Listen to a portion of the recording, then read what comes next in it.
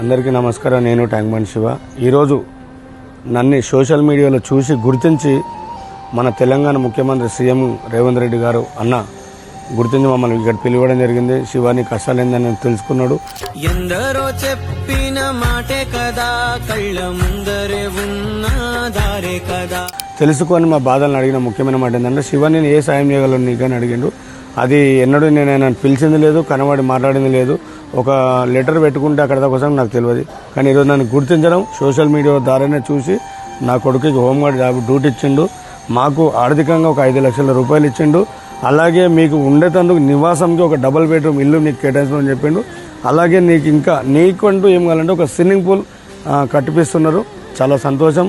ప్రజలందరికీ ముఖ్యమైన మాట ఏంటంటే, రేవంత్ రెడ్డి గారు గుర్తించడం అనేది మాకు గొప్ప చాలా సంతోషం ఉంది. మేమందరం జీవితాంతం రుణపడి ఉంటామని రేవంత్ రెడ్డి గారికి మనస్ఫూర్తిగా కోరుకుంటున్నాం సార్. తొందరే ముందన్న తీరొద్దిక, కష్టపడ్డోడికే దైవం తోడుండదా.